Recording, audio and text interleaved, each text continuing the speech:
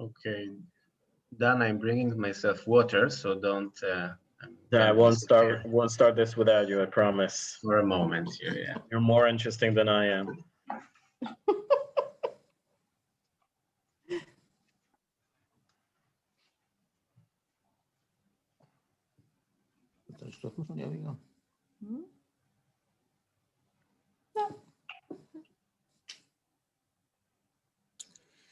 Okay.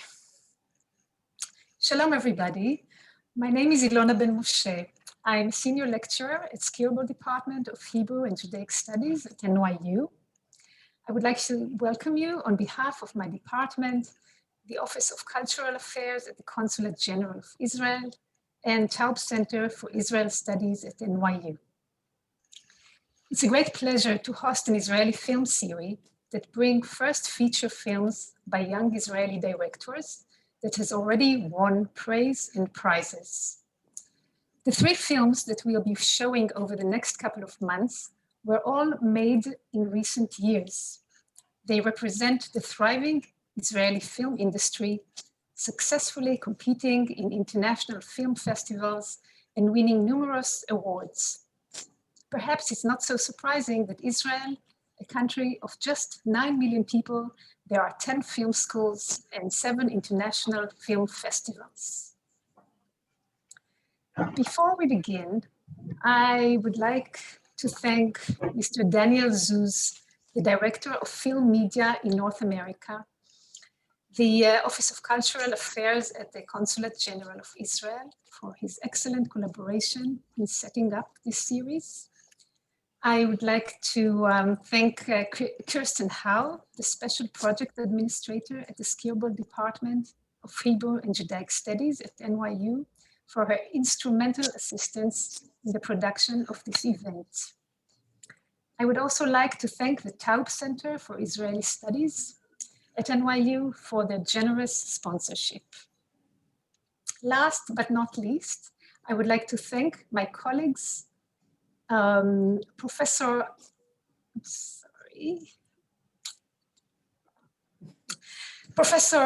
Alex Jason, the chair of the Hebrew and Judaic Studies Department, Professor Rosalie Kamelher, the director of the Hebrew program, and Professor Benny Hari, the director of NYU Tel Aviv, for their enthusiasm and support.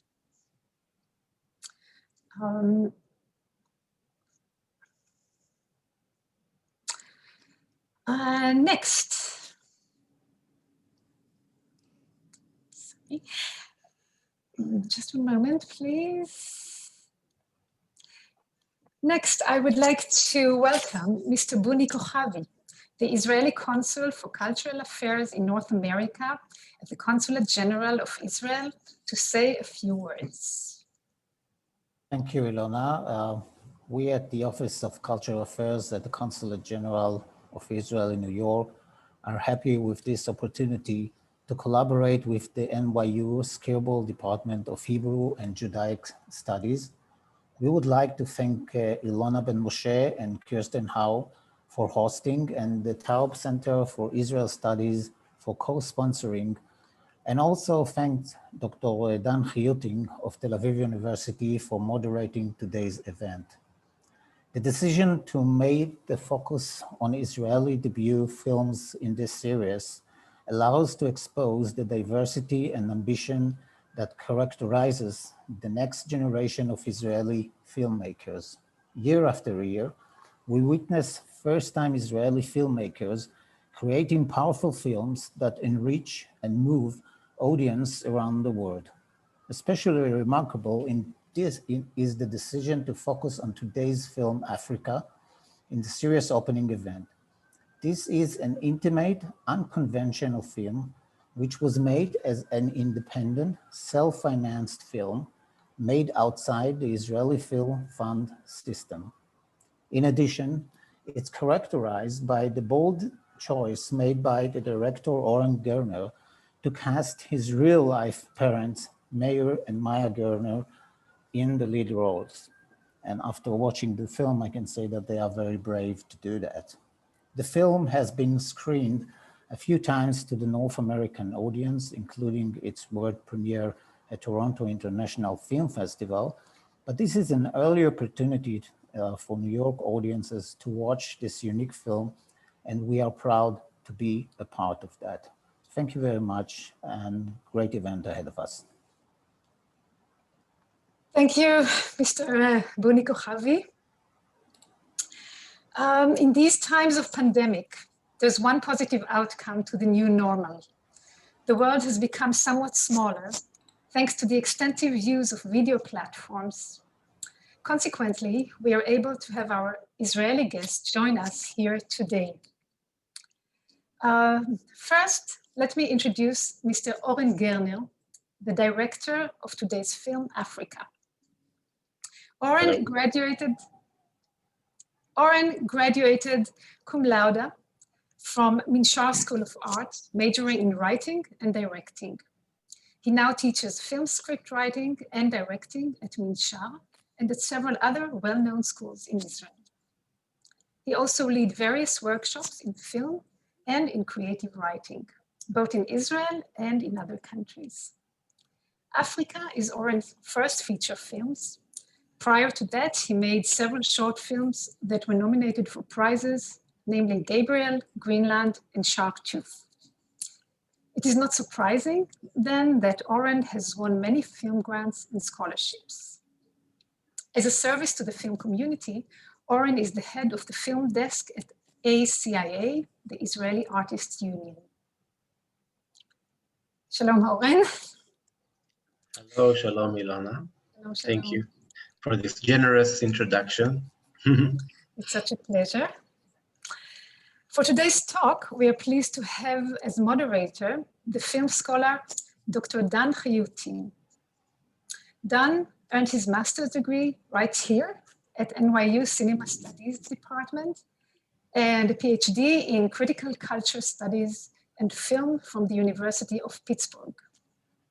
As a film scholar, Dan is interested in the intersection between religion and film, and specifically in contemporary Israel cinema's negotiation of Judaism and Judaic identity. His work on these topics has been widely published and has earned him many awards. Dan is also a film professor who has taught classes on various film-related topics at the University of Pittsburgh, at Tel Aviv University, and other institutes. He has served as artistic director and offered curatorial assistance to film festivals, museums, and other projects internationally. In addition to these activities, he's also an avid photographer and trade filmmaker whose short subject fiction and experimental films have been screened in various venues worldwide. Hello, Dan. Hi, I don't think I've ever heard this bio read in its entirety. Should shorten it. There you go. So I'll let you discuss this wonderful movie, but before I would just want to make sure that the audience know that you can press the Q&A button and write a question. The chat is not available for you, so just the Q&A button for any questions that you have, and they will be addressed later. So thank you and enjoy the conversation. Thank you, Ilona. Again, thank you for the opportunity. And I think what we'll do today, I'll have a conversation with Oren for a good chunk of time. And then we'll bring Oren's parents and the stars of the film Africa. And then we'll open it up for questions and answers. So yeah, use the Q&A app button to ask questions, and we'll try to address them all before we wind down this event. So, Shalom Oren, good to see you. How are you doing?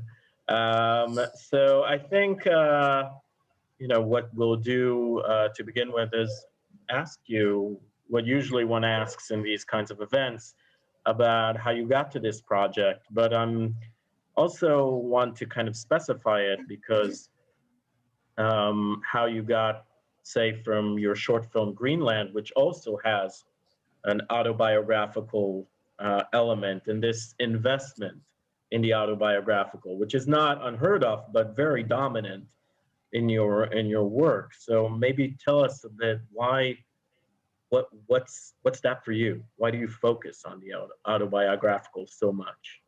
Okay, thank you, Dan. I hear myself in an echo. I don't know. Now it's better. First of all, before I begin, just to say hello to all the people that came in these particular times. It's a great honor for us that you give your time in these like in these complicated days. So it's great to continue and give this film live through these platforms. So I'm very happy for everyone who's around with us. And one thing I just want to add about the film, it is, before I begin, it is true that the film is self-financed, but there was, at the post-production phase, there was a support from our fund. So it's not completely 100% self-funded, just to make that clear, and I could begin. So yeah, it's true. Africa, I can say it was born from a short film, which was called Greenland, which was my graduation film at my college. And it was also starring my parents and myself. And I can maybe I'll give a little story about how this happened, like how I decided to cast my parents to this short film, because it wasn't my plan all along. I mean, at the beginning, for my graduation film, I wanted to deal with the relationship between a parents and a child, and it was based. It was kind of a coming of age film, dealing like myself and my parents and getting going outside of your childhood home and growing up and so on. But I never thought of casting my parents. I was starting a casting, like classic casting process. I thought about actors. I made a lot of location scouting and so on.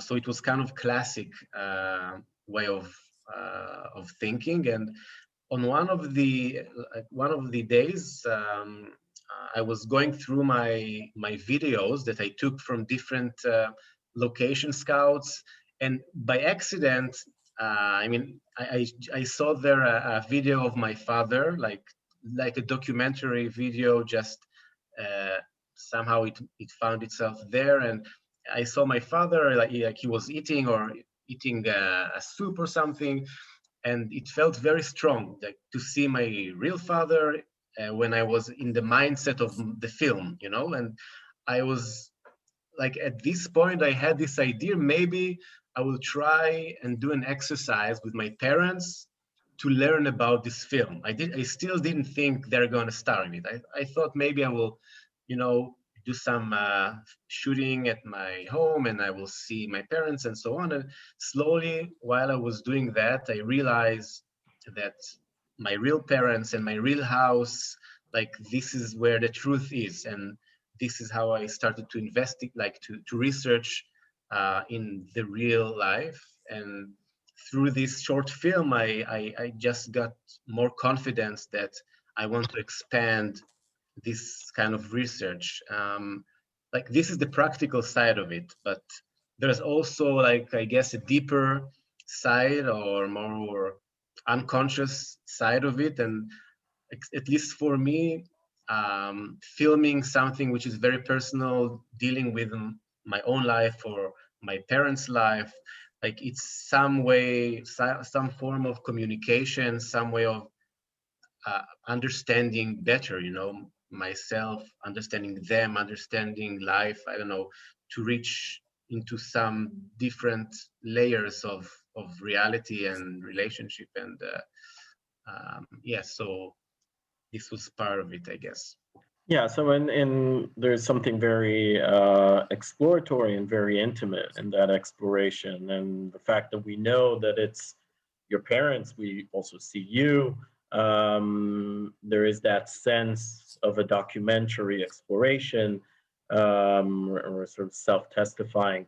But it is a fiction film, so I will, even though the main actors, your parents, are here, I will treat their characters as characters, because you are doing a certain rendition on your life within a fiction film. And I mean, in this film, it's a generational drama for sure. It's an existential crisis of a film about an existential crisis of an elderly man.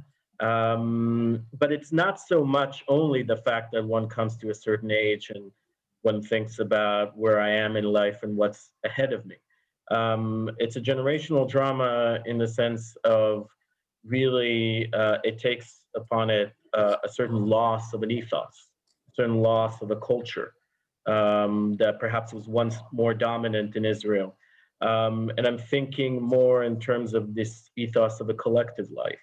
This was also brought up in the question, and the nature of the community in that Yeshuv Keilati, the communal settlement, let's call it. There was at a certain moment in Israeli history this collectivist dream, this communal utopia. But this film shows that this is no longer true. And it seems like the main character misses it. So I want to ask you, what do you think he misses in both senses of the terms? What does he long for in the past? What is missing in his life in that respect, in relation to that past? That's a good question. Practice it at home. Yeah. I think that the character is like he misses like different kind of, I mean, every human being has like circles of like different circles in his life where he feels belong or feel like he's like has some kind Part of something. Yeah, like stability or relations in different forms, like between, first of all, it's with ourselves, and then it's with our significant other, and then it's with our core family, and then it's our community, and then it's our country, and so on. Mm-hmm. And in this film, the idea was to capture this moment in time of this character, and to see how his this crisis, like existential crisis, is reflected in each one of these circles, because it's obviously the kids are away from home, and in the relationship with the wife, she's like still working, and there's a tension there, and in the community, like there is a shift of generations. The younger generation is becoming like more dominant, and like his place is not as strong as before. And I guess like the wider circle of the nation, maybe, which is reflected somehow in the songs in the choir, where they sing the very classic songs of old Israel, you know, the good old Israel. It's kind of like this echo of you know, of the memory, of the nostalgia of the place that was once more, you know, stable and strong of this generation. And I think that in some way it's still there, like this kind of, but it doesn't have the same focus, you know, because time change and you need to adapt. But yeah, and I think in terms of what stays, because we still see these communal moments with the choir, for example, that's very much so. But also for the guard, you know, the civil guard, these things that one does as part of a community rather than, you know, in our neoliberal world, just everybody to him or herself. So we still see these traces of former communalism where each person had his or her part. Yeah. Each person contributed to his or her ability and received what that person needed. But I think there's a tension in terms of where this communalism is today, and kind of is brought up through this tension between labor and leisure. Because it seems like in the past, if we think about kibbutzim, for example, your place within the collective, your sense of belonging was through your labor, what you contributed to the work. And here we see a working protagonist. In many ways, a person who defines himself through his work. But he works almost for himself. Everybody would want to go to IKEA rather than take his stuff. Nobody is asking him to help within the ceremony. And what remains in terms of the collectivity is all these activities that are devoid of labor. They become leisure. Let's be part of the communal choir. Let's watch the slideshow. Let's get together and have a good time. So I wonder if this is somewhat of a subtle critique of where communalism, maybe even not where this communalism is, but maybe it was always this way. Not so much everybody together, everybody contributing, everybody belonging to each other. There was always that sense of far away from the utopian dream, right? So where do you look at that? Yeah, I think you got it very accurately when you said that he's defined by his labor, because even when I started,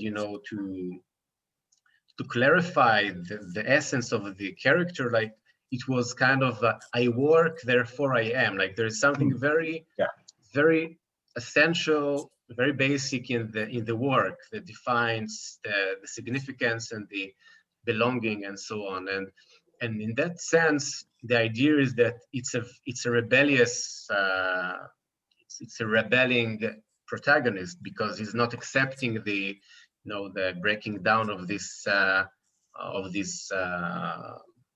communal circle, of this communal, and he's still working, even though he's not a part of this old-fashioned structure. He's still doing the thing that gives him, the essence. He's working, and he's. It's like when I had it in mind, there's a lot of thoughts about Sisyphus, of Camus. That's like pushing the rock up the hill, and like the essence of the struggle is the essence of it. It's just like the struggle is the basic, and the essence and the work, and there is a lot of thought about this and how he's keep rebelling through this work. And it's true that he's not really taking part of the other communal, events that are more, let's just have fun, because it's kind of like giving up. It's like, okay, we'll just do this like after hours events, and we'll have some fun, but we're not productive, and there, maybe it's kind of working on this tension as well. Yeah, and I think it's interesting that he rebels through working. Once upon a time, within the collectivist ethos, you were doing the norm if you were working. If you weren't working, you would be rebellious if you didn't contribute your part. And now we've come to this point where past communalism is reflected in present day ceremonies that are kind of vapid, they're kind of empty.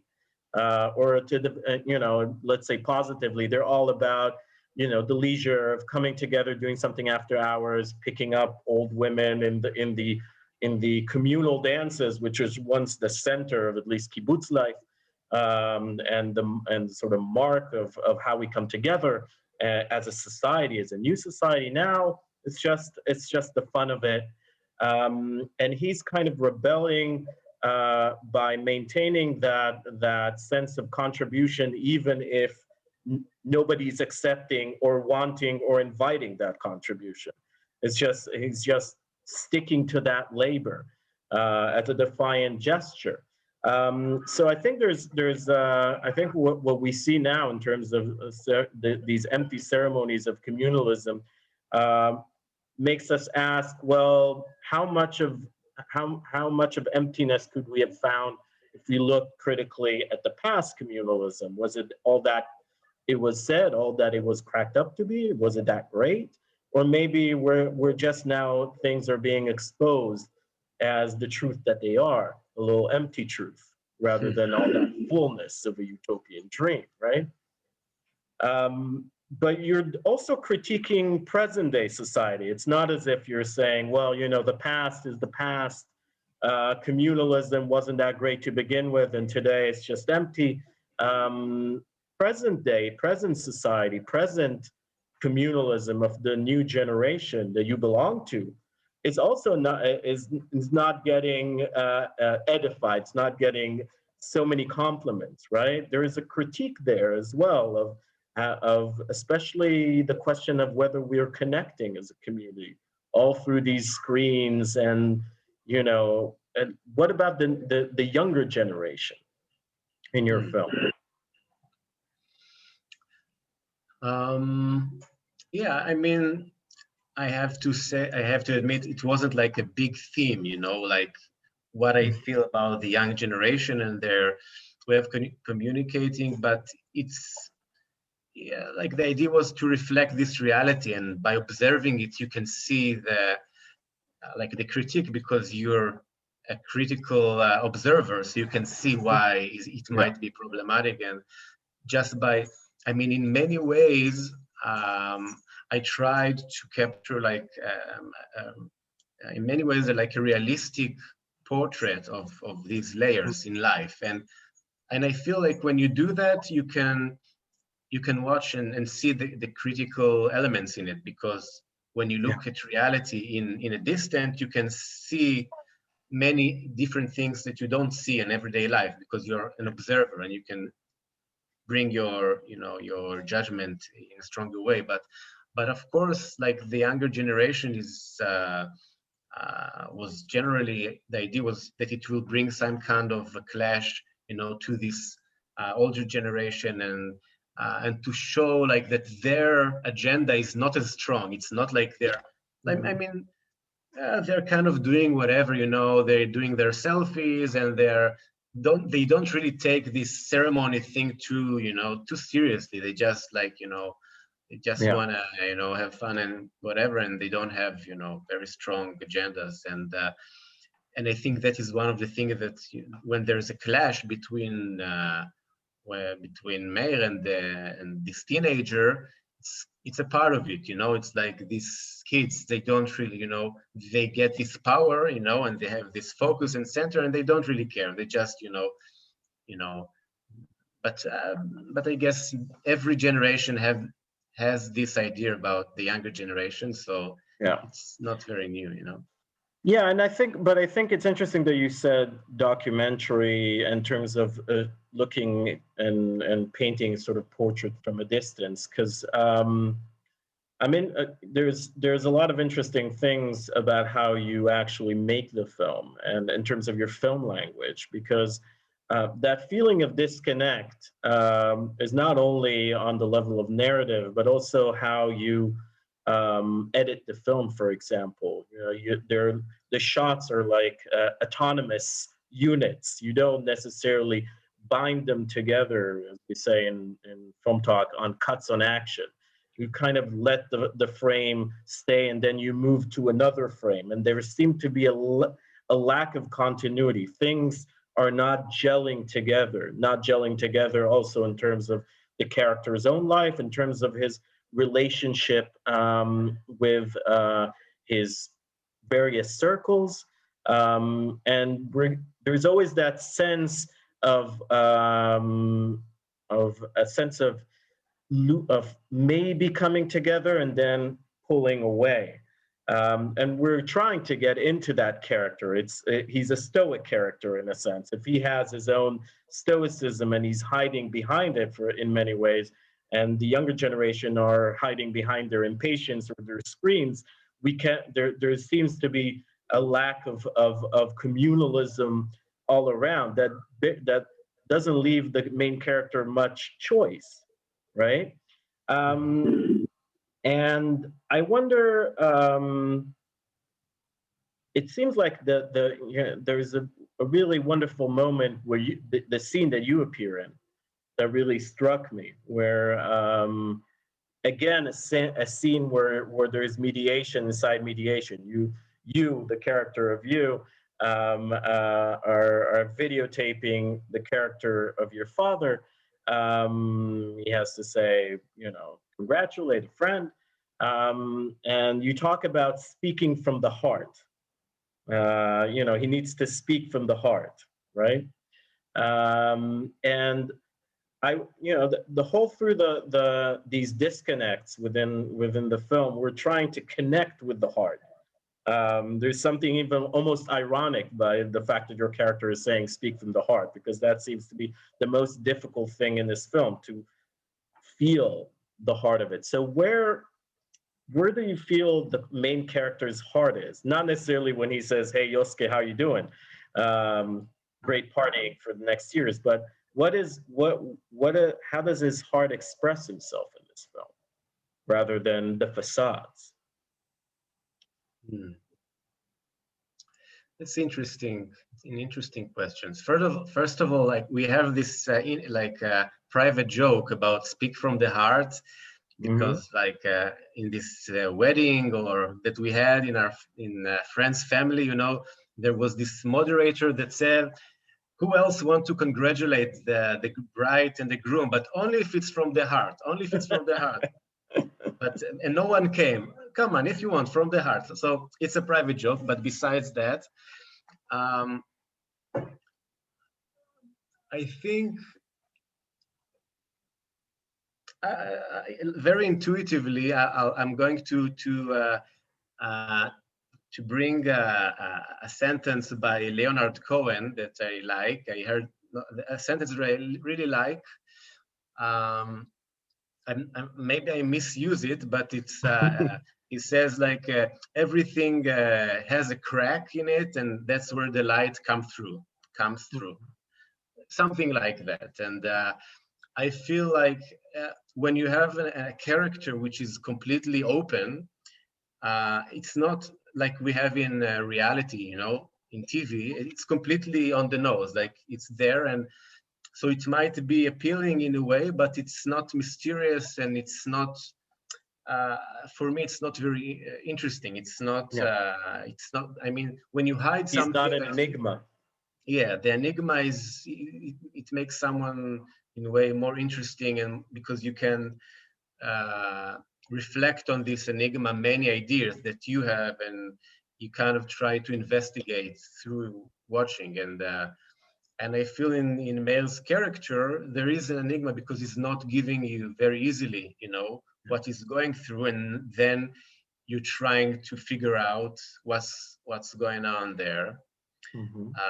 And sometimes, and that was like what we tried to do in the film, like to create these small cracks, in his character, where you can feel something, when you can see, when you can realize what he's going through, and then you try to, this is how you try to combine, your idea about who he is and how he feels and so on.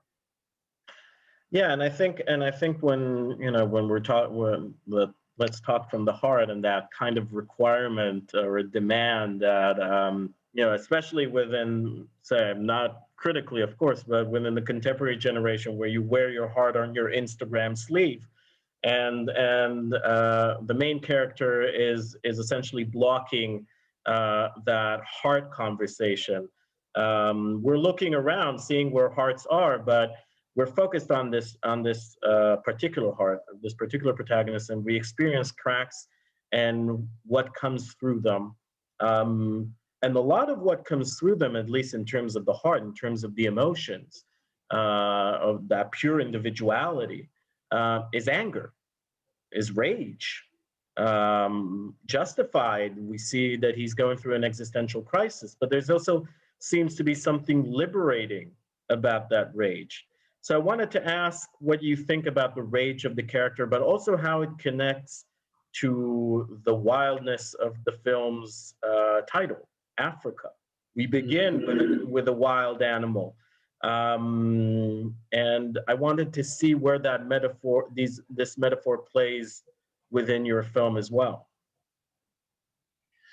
Yeah, I'm glad you bring it up because many times when I'm being asked about the name of the film, I'm not sure that the idea, the essence of the name or the Africa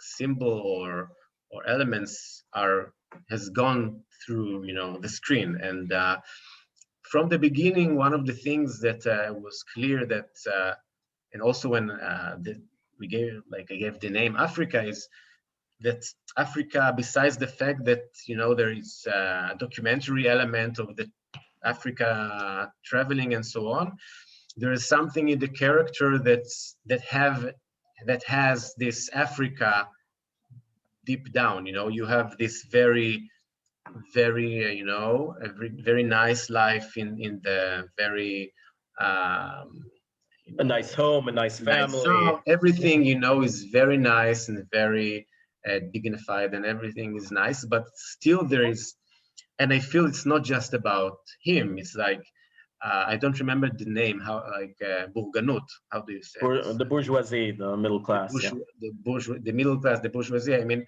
in many ways, and you can say this about human beings in general. Freud said it before everyone, that we have this tension. Like, in order to have culture and society, we have to block a lot of elements which are more raw and more our most basic urges. That in Africa, in a way, you can say that it's symbol for these energies, which are strong, more strong, and kind of going against this bourgeoisie kind of way of life. And in this way, like when you face this kind of crisis, that kind of it risks this very essence of this energy. It brings out this energy in stronger sense. You need to fight it. When they try to shut you down, you fight with it. It's like a lion that's being chased out of the crew. He's fighting for his spot. So this is kind of very this basic energy match. Yeah, and I think if we talk Freudian, then and in many ways that sense of wildness, at least in the past, within the communal ethos, is sublimated. It's changed into contribution to society. You're no longer individual, but a part of something bigger than you, and that is where energies are manifested or suppressed. And now we find this character alone. But still with that same the sacred unrest that Freud talks about. And you're right, it is creative. It's a creative energy that seeks to be expressed. But there seems to be a character that hasn't learned how to express this in ways that are creative. There is the labor, there is the rage. But there's something that is very unhinged. It doesn't become a sort of social language for him. It just brings him to a sense of imploding. Literally, we see his heart almost imploding. So in a way, he's caught off guard by these changes, and that brings out uncontrollably these angers, these angry moments. This wildness, and I think it seems like Africa is the new utopian dream, not so much being part of a communal set of circles where you're laboring and contributing as much as you're getting, but now it is the utopia of the wild. To be be an elephant in the bush, right? And do whatever you want.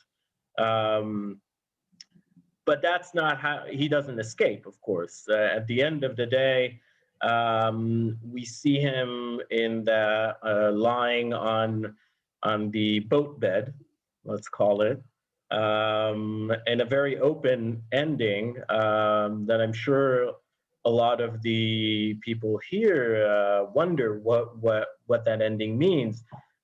He's lying there like it's a Viking funeral. Just about ready to explode. And I was thinking when I saw that film, saw that scene in the film, I was thinking about a short story by Amos Kainan in Danny's Remembrance. I remember it because it's my name. And it's a one-page story and basically says about this character, Danny, who grows up in a kibbutz and does everything that other kibbutz people do. So he goes to the children's house without other kibbutz members.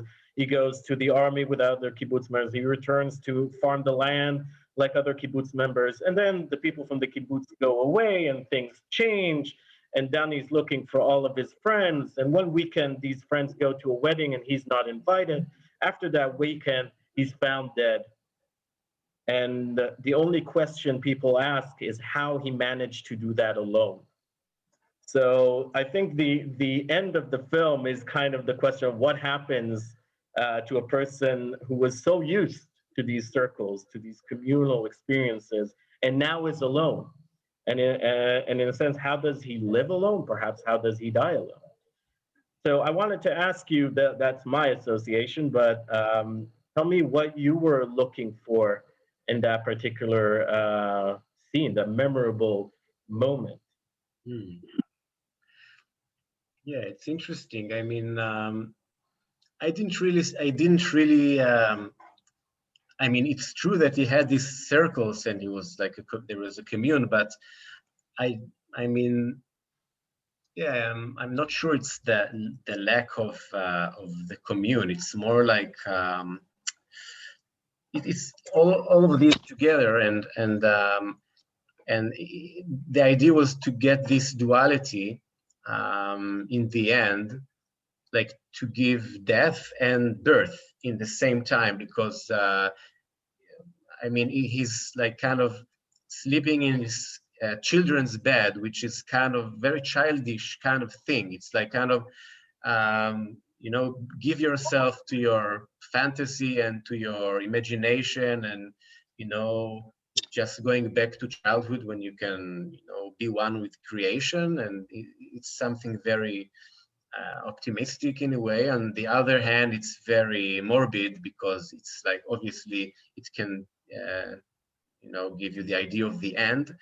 And the idea was to bring both of them to this moment, because when he was doing this interview for his grandson, he was talking about his childhood dream, which was to be a sailor, and he's sailing now, like he's a sailor now, and he's like he's doing his thing. And in many ways, you talked about the communal, and the individual, and I think that with that there is also a sense of freedom. I mean, when you're alone, it's like very basic existentialism stuff, you know. And when you're alone and you're not related and not connected, you are obliged to be free. You don't have the society and your routine to give you this, that gives you, you know, the routine, to escape to the routine and to the others' ideas. When you're by yourself, you have to choose. You have to make your own rules. And I feel it's there's a price, but it's also a freedom in a way, like to get yourself into this position. So it's kind of working in these different levels. Yeah, so in a sense, this is the worst moment and the best moment. The moment Yes. where he accedes to a certain loss of a past identity, but also perhaps agrees or accepts a regeneration, a new identity, a new freedom. Yeah, and it's also in a way, we in screenwriting, we are usually talking about this. What is the transformation? How the character got from point A to point B, what happened, because you want something dynamic. And this film is not very classic in a dramatic way, but I could say that in a sense, this is a place of transformation when the character is when he's like laying down on a bed, it's kind of, this moment when he's not struggling. It's kind of letting go of this rebellion and kind of accepting the reality as it is, kind of letting go. And for this character, letting go is a transformation of accepting the time and the loss of certain things. So it's also in a way. Yeah. So perhaps this is a good time to bring in the main actors and familial parents of Oren, Meir and Maya. How are you doing? Hi. Fine. Hi. Interesting. Very interesting. The approach to the movie, and there are so many layers and views from different places, and everyone sees a different layer and a deeper layer, and very interesting. It reaches our view. Yes. Tell us a little bit about, first of all, when I was in film school, I asked my dad to play in a movie that was a short movie. That was the worst experience I ever had. But he agreed, and I assume not a lot of people and not a lot of parents do. But tell us a little bit about how you agreed to this, but also about the process of being so intimate with your son, with film, with the world at large at this point. First of all, our relations, so to say, with Oren are so open, and I believe that he understood that we are fully committed. And I think for us it was very easy to do whatever he says. We were asked if we would do it another time or with somebody else. I don't think we will do it with somebody else, because the exposure was so deep, and we wouldn't do it with anybody else, I believe.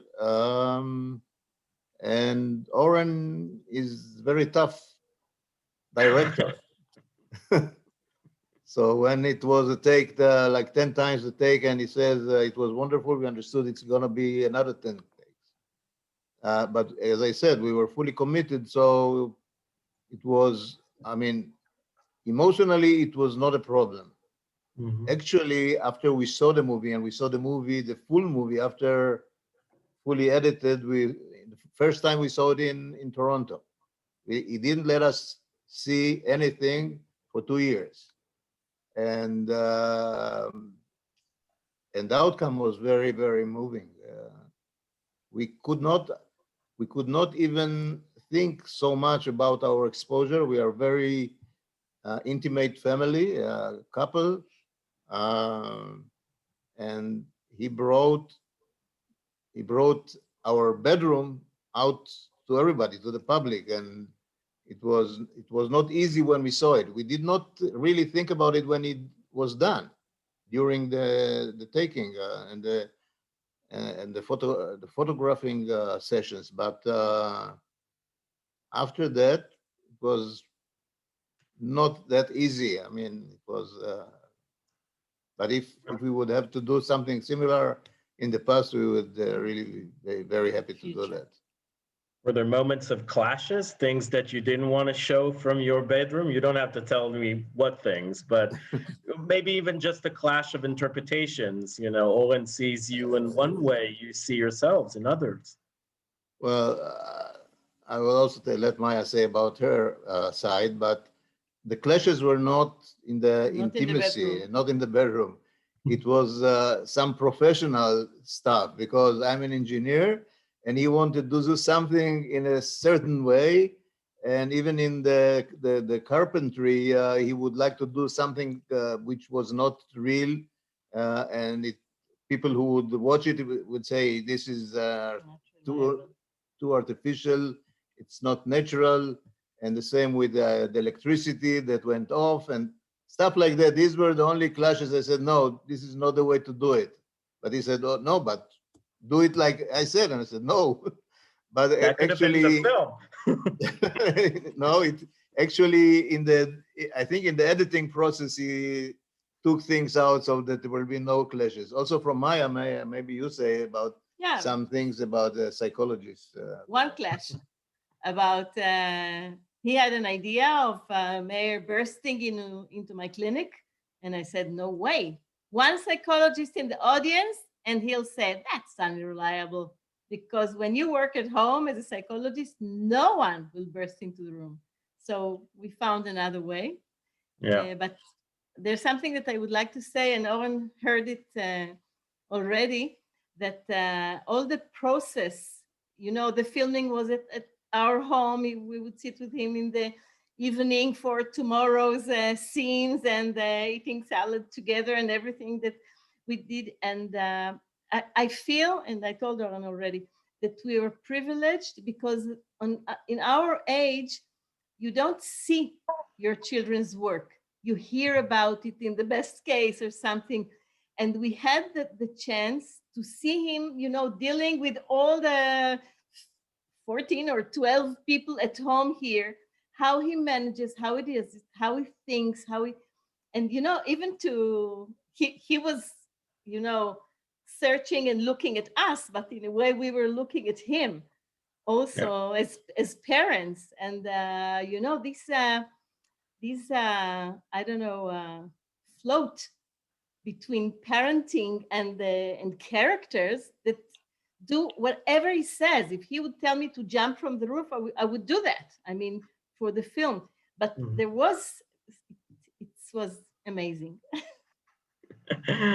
There was a question for you. Have you acted prior to this film, Meir and Maya? A little. I was participated in a kind of a club in our village for a few years, and also in some student short films that Oren offered me to play. And there was also a series called Miluim in Israel that I was also acting as a doctor, but not real professional stuff. No. I never played in anything. Well, you wouldn't know it by the sheer quality and talent on screen. So I'm going to open up for some questions. We'll see what's on here. Marcia's asking in terms of Oren, what connection to Namibia do you have? Could the film be set in any other center? Is it Namibia is of particular importance for you in terms of what the film is? Not really. The truth is that originally the film had a different name, and I was in the middle of the script, and then my parents went to Namibia. Just they had their own life, and they came back, and I had my script, and then my father, like he do every time they come back from somewhere, he wants me to see all of the video materials, just 5 hours of where they traveled, and I'm like, okay, of course, that's the best thing in my life right now.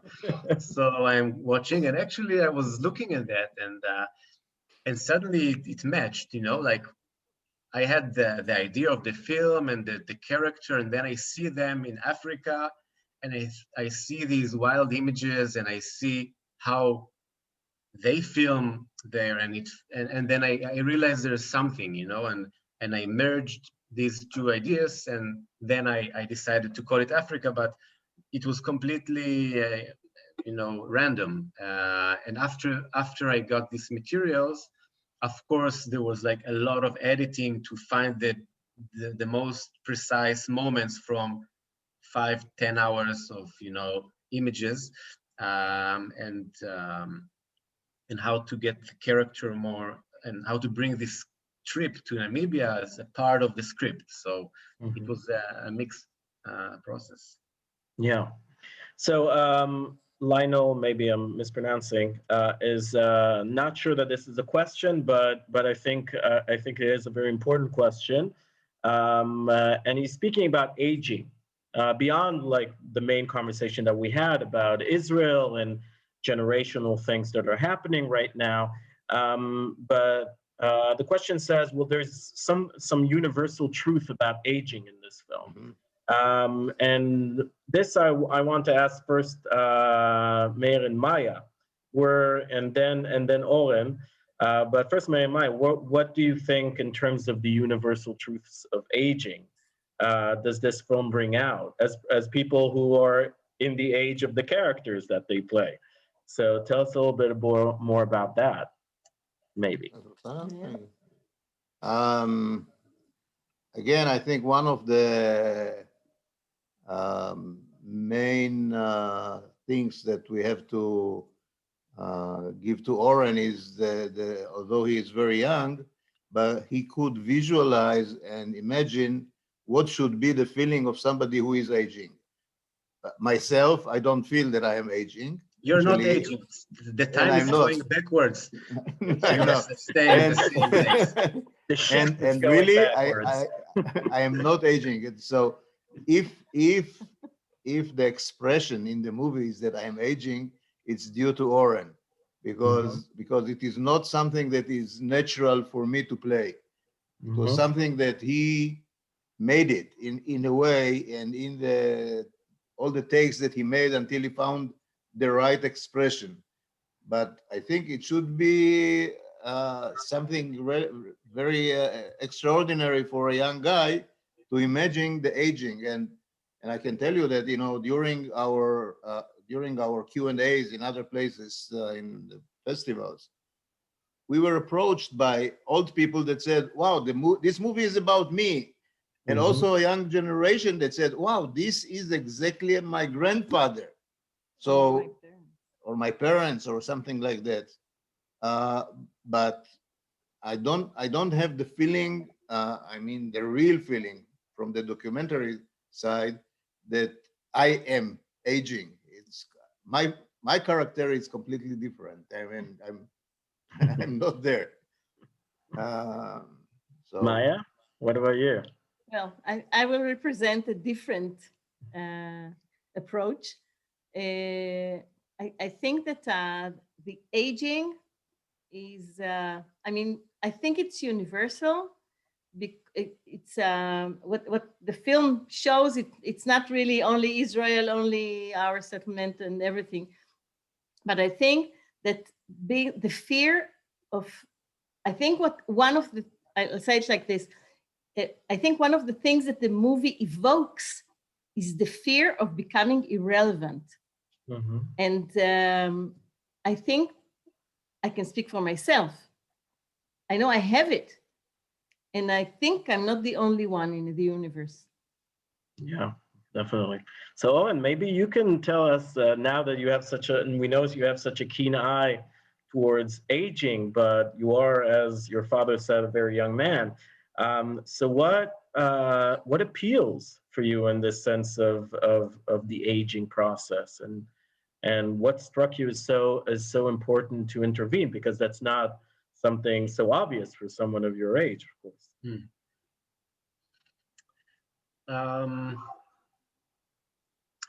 I would say, I can't say that the aging as a theme was the aim. It was expressing truth that I see around me by my parents, and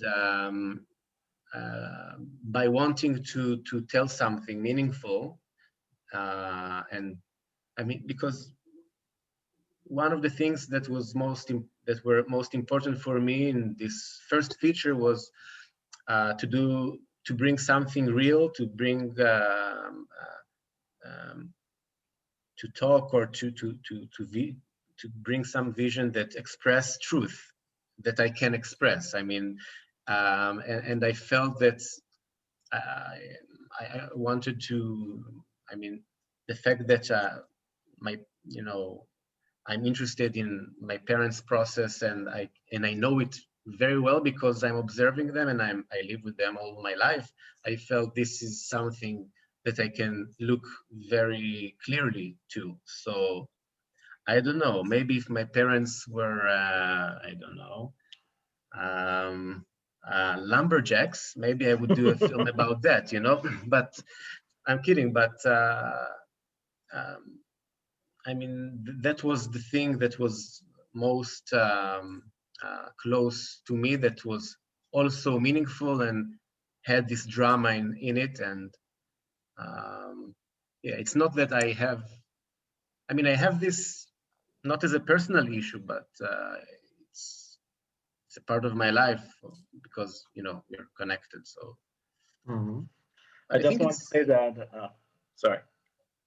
Just want to say that Robin, also, we're talking about old, but Robin is saying that you, Owen, showed that young people do care, but it's just not cool to show it. And the sense that there is a community around building the stage or other things, practicing the dance, or there is that sense of community still, just in a different language perhaps than other things. So Robin is, and beforehand, I also want to say that the previous question, they also noted how great your acting was and how truthful it was. So that is also important. And I wanted to ask another couple of questions, then we'll head off. But Sue is asking about the sense of menace. We talked a little bit about that earlier, that sense of impending doom, impending menace.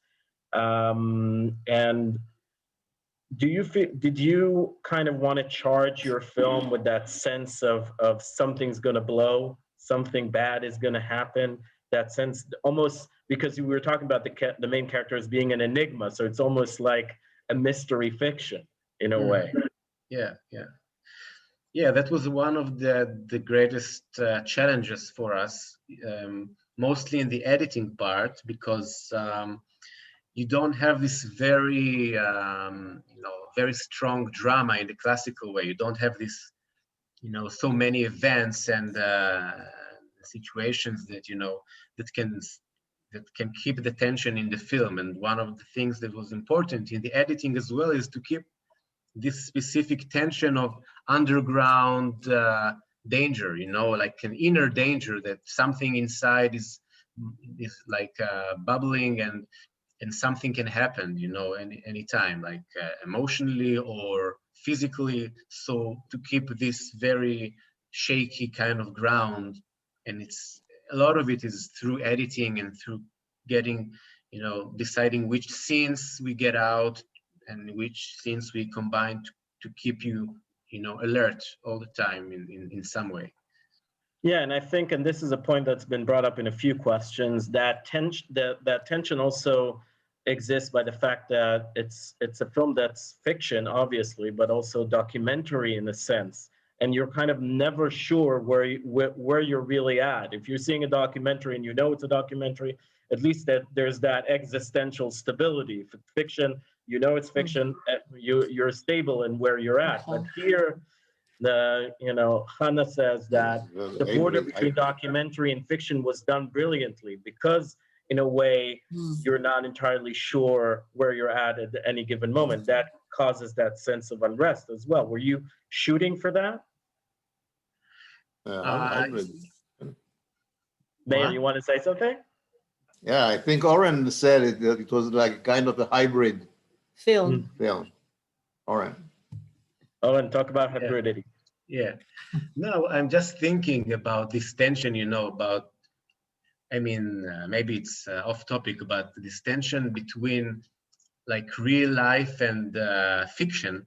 I feel like we have this tension in our lives, not just in cinema, like what happens to us and what story do we tell, and how we create like this combination of this chaotic reality and the storytelling inside it.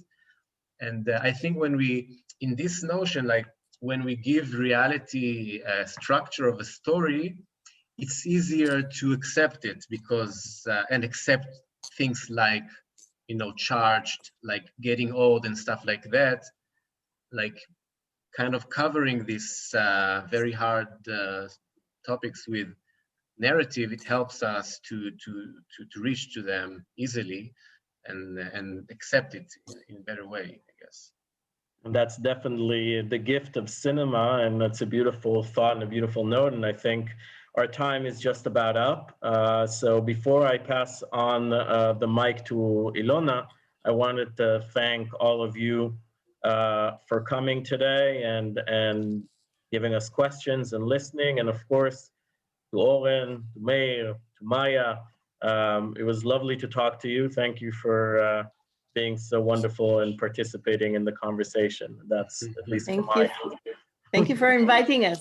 Thank you. Yeah, Dan, thank you. It was really refreshing. I mean, you really brought up some different perspectives. It was very interesting for me, at least. Thank you. My pleasure. My pleasure. It was a wonderful film.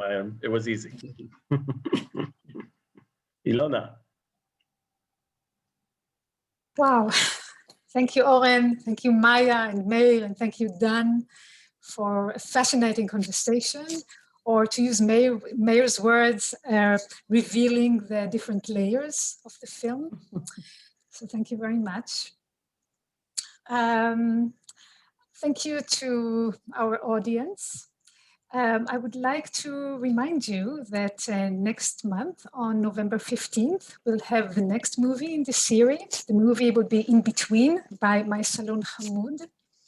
And she'll be here to talk about her movie. So we are looking forward to seeing you all in 4 weeks.